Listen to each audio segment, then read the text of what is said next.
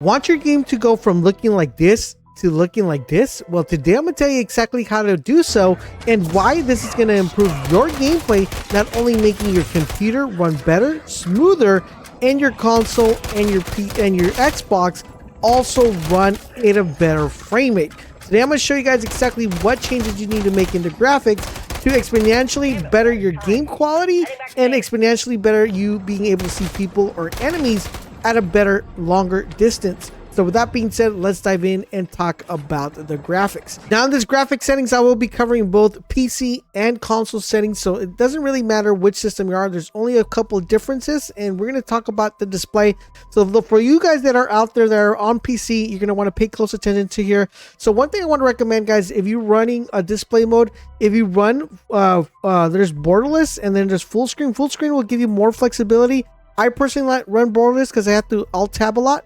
But for people who are not alt tabbing or not using other programs in their screen because my monitor broke, then I would definitely recommend you guys run full screen, and that should give you a better option. Now, with that being said, guys, depending if you have a 3070, a 3080, 3090, 4090, whatever you guys may have, these settings will allow you guys to be able to have really good performance without sacrificing quality. First things we want to start off, guys, is the brightness. One thing I did notice about this game, guys, that the brightness is a little bit Yankee. So you're going to want to turn this up to 60%. That's going to give you better visibility, especially when you're fighting in these areas where it's a little bit darker and you definitely want to see other players. That's going to help you out a lot, so bump it down up to 60. Apart from that, guys, we're going to be turning off constrained mouse to game window. I'm pretty sure that's generally off as well. And last but not least, guys, this echo mode preset here, guys, we want to make sure we leave it a custom, so we could turn everything off. In addition to that, guys, focus mode. This is extremely important, something that's extremely overlooked. What I want you to do is go ahead and bring this down all the way to 0. Unless you're running a widescreen monitor, then you might want to yank this up to 100. But I still recommend 0 with focus mode. Is something that gets overlooked, but it's extremely important. Next up, guys, we're going to jump into quality. And personally, for you guys, if you guys are running this for the first time, you're going to notice that this is probably on one of these extreme ultra balances, recommended, whatever. This is going to change to custom once we do this change. So we're going to go to the upscale sharpening. And for the upscale sharpening, we're going to go to Fidelity FX Cast. What this is going to allow you to do, it's going to allow you to see things a little bit more sharper. And that's going to automatically change this from, your normal to custom. Then you're going to come here to render resolution. This we want to leave it at 100. You want to change dynamic resolution to off. And you want to move the VRAM scaling to 90. The reason why you want to move it to 90, you probably have it set at 80, is because all the other changes that we're going to make are going to allow us to do that. All right. So variant radiant shader, we're going to have that off. Here's where things get a little bit more interesting, because this is the detailed texturing. We're going to highlight the important stuff that's going to let you see enemies clearer. And we're also going to remove the stuff that's going to allow you, that doesn't really take too much into, you probably wouldn't even notice it. So for texturing resolution, we're going to set this to normal. I believe it starts off with very low, and you want to make sure you have really good quality. Texture filter, you're going to want to set that to high. This is going to be extremely important because it's going to be very good, especially with shadowing. I personally enjoy being able to know when an enemy's coming or going through a door or is above me, underneath me, because of that shadow. And this will allow me to pick up that shadow effect very clearly. Depth of field, turn that off. We're going to set this to normal because this one, I believe it starts off with high. I would definitely put this detail quality level to normal, because you trust me, guys, you won't even notice this in the game. And it does hug up a little bit of your power. So what I would put this normal. Another thing I would recommend, guys, remember, you could star these, so you could easily put this in a quick change if you want to star these, so you can just easily toggle them off and see what it does. Particle resolution, very low. Even every time I single play this game, I know everything looks beautiful with this, but there's no need, you won't even notice it. Bullet impact, I like to leave this on. This is extremely important when you're playing Warzone or when you're playing multiplayer, because this kind of gives you an idea where enemies are shooting or where enemies have been shot at. If you feel like you're not being having to keep track of that, or you're not one to keep track of it, turn it off. I personally use it a lot, so I would recommend you do that as well. Shadow quality, we're going to put that at medium. Effects, we're going to leave it off. And on-demand texturing for streaming, we're going to turn that completely off.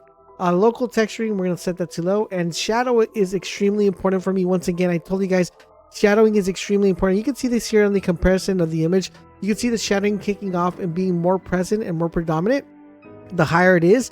I like that because I like to know where people are at every single time, and anything that gives me an advantage knowing where they are, which is definitely shadowing, is going to be a huge part or reason for me to be able to get more kills.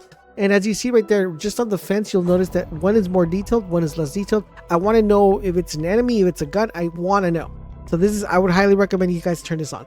Screens, space shadowing, ambient, and screen and static, we're going to set those all to off. And the static reflection quality, we're going to leave this at low. And for the environment, guys, we're going to go ahead and turn this off. Terrain memory, we're going to set this at minimum. This is extremely important because I believe it comes out at medium. And everything else, guys, we're going to set this to low. And everything else is just going to be completely off. Now, as far as viewing is concerned, the field view, FOV, I know everybody wants to max this out, but there is a theory that if you max it out, the aim assist gets wiped out. I'm a controller player, so I want to keep this between 115 and 117. I do 117 because I like having it as maxed out as I possibly can. But if you feel 117 is a little bit too much, you might want to play between 110 and 117. I don't really know exactly 100% if it does mess the aim assist, but I just want to make sure I'm on the safe side. For the ADS field of view, we put affected. Now this comes independent, I believe that's what it comes with. And for the weapon field of view, I went and put wide. I believe it comes out in narrow, but wide is the best option. Third person field of view, this one right here is going to be how zoomed in, how zoomed out it is. I personally like to have this at almost maxed out because I want to be able to see my surroundings when I'm in third person, which you could play zombies in third person now. A vehicle field of view, we're going to leave it at default. And world motion blur, turn that off. If it's on, turn it off now. Motion blur for weapons, turn it off now. Field range, turn it off. And for this one, first person and third person, leave it at least 50. And third person ADS transition, third person. And for spectator camera, you're going to want to leave this at game perspective. And of course, inverted flashbang, you want to leave this off because you definitely, I personally like the white instead of the whole complete, blackout. So we're going to that. The last thing we're going to be changing, guys, is we're going to go to the interface. And here it's going to be very important because this is going to allow you to do a couple things.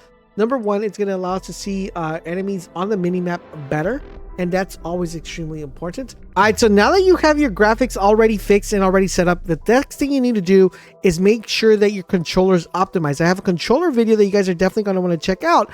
And I have an amazing deal you're not going to want to miss.